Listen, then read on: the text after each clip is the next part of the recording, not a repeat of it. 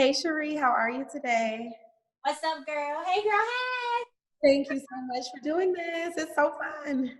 Yes, it is good to be with you. I wish that we could be together in person. I know I'm still waiting on you to get to the studio, but maybe 2021 will bring you back. Yes. Perfect. Well, I really wanted you to do this Be the Change interview because of all the things that you are and of all the things that you do, being a catalyst for change kind of like looms over everything that you present and everything that you are. So I think that a lot of people will resonate with this interview and this conversation with us. So again, thanks for doing it. And I guess we'll get right into it. Let's do it. All right. So, first of all, you have a lot of followers on Instagram, and you really use that platform a lot to use your voice and to inspire people and everything. And so, in your bio, you describe yourself as a vocalist, as an artist, as a creative, and as an urban activist. So, I want you, in your own words, to define what it is to be an urban activist. Yeah. So, to be an urban activist, well, first I need to tell you why I can say that I am one and where my context comes from. So, I've lived in New York, I've lived in Columbus, Ohio, I've lived in Chicago, I've lived in Minneapolis, I've lived in Denver, I've lived in Detroit, and now I'm in Long Beach.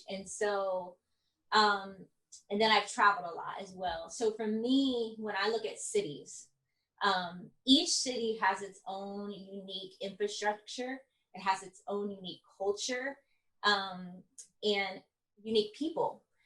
And we know that a lot of people of color live in urban centers, and a lot of fashion, a lot of trends, a lot of music, a lot of culture in general just comes out of urban centers. But also, a lot of pain comes out of urban centers because we oftentimes see some of our greatest crises happen in the middle of cities. And that's due to lack of resources. So there's this thing called the determinants of health, right? So what's a person's access to healthcare? What's a person's access to housing? What's a person's access to healthy food? What's a person's access to safety? What's a person's access to education and work? And so these are the social determinants of health. And oftentimes we see in cities that these things um, are lacking. And so if it's lacking in cities, and we know that mostly people of color, live in cities, then we know that the determinants of health are impacting people of color. I have a heart for the marginalized. I have a heart for the oppressed. I have a heart for the people who basically aren't seen in our world. And I want to use my voice to amplify the needs of the people who may not be having their needs or their voice heard. And so, as an urban activist, I look at those things in cities contextually, and I raise my voice to give voice to the needs of people who are being impacted negatively by lack of resources in urban centers. So that could be activism, that could be doing an art project that brings awareness. It could be sitting in a city hall meeting or a town hall meeting and raising my voice on a certain issue. It could be um, doing documentaries to expose issues within a city. So I did one in San Francisco recently called Black Boy Joy, and we highlighted the housing disparity for people of color in that space. San Francisco is ridiculous. Like it's lacking enough housing for the people that live there. So that's a whole gentrification story. Anyway, so yeah, I like to use a lot of art to do that, but in the hope is to see policy passed so that people have what they need to live a whole and healthy, prosperous life. So that's where my focus is. Okay. Very necessary, absolutely, right? Yeah. I'm sure you're finding it more and more as you do the work. Yeah, exactly. Speaking of which, I know that you did a project in Minneapolis, which Yep. was the point was kind of to bridge the gap between the communities. So, do you mind talking a little bit about that? Sure. So again, I think one of the most powerful tools that we have as humans is the ability to tell story, because you can't debate someone's story, like what they actually have gone through, right? I mean, it's like that's your life. And I feel like when you have context for people's lives, and you are able to take off your lens that you always look through and look through it from someone else's point of view, you're able to have more compassion and empathy. And so, what we were able to do in Minneapolis was meet with 100 elders who had lived on the north side of Minneapolis for over 4 decades. And we were able to ask them about those social determinants of health. How has your access to healthcare been? How has your public safety been? And we asked all these questions. And obviously, they didn't just say good, bad, or indifferent. They had stories. They're like, yeah, my son was shot on the corner of this and that, right? And or we haven't had a grocery store here for this long, and we grew up eating chips and pizza from the corner store, whatever. Or I wanted to buy a house in this neighborhood, but they made it almost impossible because of redlining and predatory lending for us to own in our own community. I mean, so you hear all these stories, people getting their houses taken away, all this other stuff. And so through these stories, we had it on audio.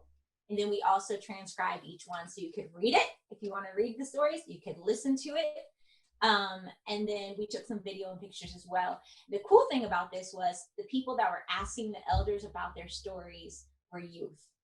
So the youth had to sit at elders' feet for 100 different stories and hear their legacy stories, their pain stories, their resilient stories. So that was a really neat opportunity. Wow. So a lot of conversations were had, and I'm sure are still being had because of this project. What do you think that these conversations, like, what is the immediate return on them? Do opening those wounds, does it make things a little bit worse and a little more tense before it gets better? Because now we're talking about the hard things that everyone wants to avoid, or did you kind of feel like the conversations led to an immediate, sort of resolve? It never leads to an immediate resolve, not in our world, not right now, unfortunately. Um, and that's why I think we need to understand the civil rights movement isn't over. It didn't just end in the 60s, it's still going. And each generation has to pick up the mantle to keep pushing for equity, equality. Um, so I would say for some people, it opened up tremendous wounds. And that was a big part of my learning as an activist, is that you shouldn't call yourself an activist if you're not willing to get beat up. Like, you have to take some punches. You have to be able to fail in front of a lot of people and say, this is part of the lesson. This is part of the work. I don't understand. I'm going into a space where I don't have understanding to try to understand. I have to understand the people that I'm asking for their stories have trauma. Right. So I could do things that trigger them. I'm not trying to, but I can. And then I have to be able to understand that their response isn't personal, but it is personal. Right? It's not against me, but it is personal. Uh-huh. And I had some mentors walk me through that time, and where I really wanted to quit and like not continue with the project, to be honest with you, in Minneapolis. But I realized that resilience isn't built by everything going well, and it's not built when you don't have opposition. So yeah, it was hard. There was definitely a lot of triggering happening sometimes, and we had to have a lot of counsel to help the community stay calm. But ultimately, all of that is documented, and it was actually available for people to come through the African American Museum in Minneapolis and sit down with headphones and listen to the stories. So I think anytime you can document people's stories and give people who are willing the opportunity to do the work of listening and learning, it's always a win. You never know, though, what will come of it.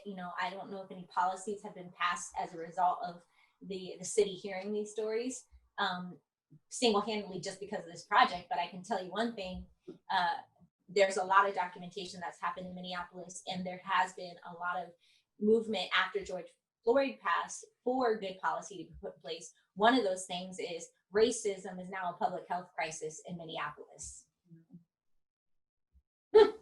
That's big. That is big. Yeah. Wow. So, what is it that I know that you said resilience doesn't come from, everything going well. And obviously, in your fight for activism, you do get beat up a lot, and there are a lot of roadblocks and times that you want to quit. What is it that even initially inspired you to be the change, to become an activist, and to fight for people to be heard and seen? Mm.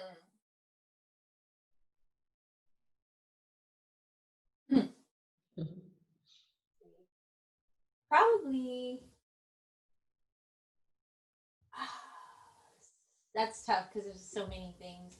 But Right. I think it's important to know that I grew up in a mixed community. I am mixed, I'm black and white. So I grew up half of my life really understanding the white context of life, and spent a lot of my time in white communities. It wasn't until I went to college in New York City where I started to learn about all the different culture and fell in love with just people and culture in urban centers. So I really understand how white supremacy works, and how it leads, how it moves, how it thinks. And for me, it wasn't until I moved to Minneapolis and I planted a church with this big church out there in the city. They bought a theater and brought me out, my husband and I out. We moved out there. We lived right in the community, right next to the theater. And I was curating not only worship services for the community, but we were curating events for the community. So like open mics and concerts and galleries and panels, and so I really got to know the community, and I got to know our neighbors, and I also got to hear their stories and their suffering. And it was in that moment I realized that us taking up space in that place wasn't just about us getting from the community and having them, come to our events, but we needed to show up for that community and give. With that mentality switch, I brought that to the leadership of this church and said, hey guys, we're guests here. This is their community. They will speak to us and they will tell us what they need. And here's what they're saying they need. And I began to list out the needs that they were expressing.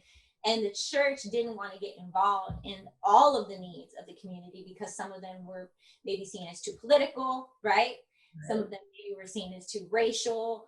Um, and so to me, that's when I had a shift in my mind, like, this is wrong. And I'm going to stand up for the people who don't have a voice in this space, and I'm going to honor the people of this city. And that was not a mentality they wanted to go with, and so I had to resign from that position. And only for what, 3 years later, the whole city catches on fire and burns. They could have listened. They could have they could have been the change, but they didn't want to. So I've resolved that I'm going to keep being the change that I want to see in this world, even if it costs me a job, even if it costs me opportunities that I really love and want to have. At the end of the day, my conscience is clear, and I want to end my life knowing that I lived as a person who loved well and who really did the will of God, like Martin Luther King talks about. He had a dream, he had a vision for how the world should be, a more beautiful world, and he stuck to it till the end. And I have a vision as well, and I'm going to stick to it till the end. Yeah. That's courageous. That's brave, especially leaving a position. A lot of people get caught up in being comfortable and sometimes, kind of turn a blind eye to like their morals and to the things that they really believe in just for comfort's sake. So, like, what advice would you have for someone who, they feel that they want to be the change, they kind of just don't know where to start? Like, is there one thing you could say that would inspire someone? Yeah, I would say it starts with your passion, and the Latin for the word passion means suffering. So we always think that passion means, oh, my passion, my love. No, passion means suffering. Look it up. So, where you've had the most conflict in your life, the most trauma in your life, the most brokenness in your life, explore that. Because in that space, your passion is where you're going to find your purpose in this world. And so, I'd say start there, really explore it. Don't be afraid of it, don't run from it. Dive in, and you're going to find your purpose. And out of that purpose, you're going to begin to move, and you're going to be able to develop the skills you need to have the power to be the change in the world. And so, passion, purpose, and power, those three P's, hold on to them. They can change your life and the life of others. Thank you. That was even more perfect than I could imagine. Oh, Passion, purpose, and power. yes, ma'am. Thank you so much, Shuree, and thank you for this conversation. But more importantly, thank you for all of the work that you continually do. Like, I see it. I'm going to make sure we tag your pages in this so that other people can see it. Because I told you the other day, some of the things that you post and the conversations that you have resonate with me when it's not even something that I would traditionally even stop by and watch. So, what you're doing, the things that you're saying and how you're delivering these things, it really, really, really is, it's reaching someone, even if it's just me, but I know it's not just me. Thanks, Brianna. If it was just you, I'd still do it. I love you, girl. I love And it. can I make a shameless plug? Please. Okay. All right. This Friday, I'm releasing a song called "Let Love Begin," and it's a single. And I really want you guys to just check it out, listen to the words. But this is coming, I think, at a season where we all need to reevaluate how we're loving ourselves and loving one another, how we are pressing into forgiveness, because there's a lot of forgiveness to be had all across the board right now. And there's reconciliation to be had. And reconciliation means mending that which was once together, and bringing it back together again. Healing the broken. And so you hear politicians talking about this, at least on the Democratic side, that we need to heal the soul of our nation. Well, we can't heal the soul of our nation without love. Love is the base. And so that's what this song is talking about. And I want you guys to check it out. It's going to be streaming on all the platforms, so you can go find it. We'll put it in the link or in the bio or in the caption, something, but we'll make sure that people can find it easily. Thank you. Thank you so much again. Hi, Brianna. Thank you.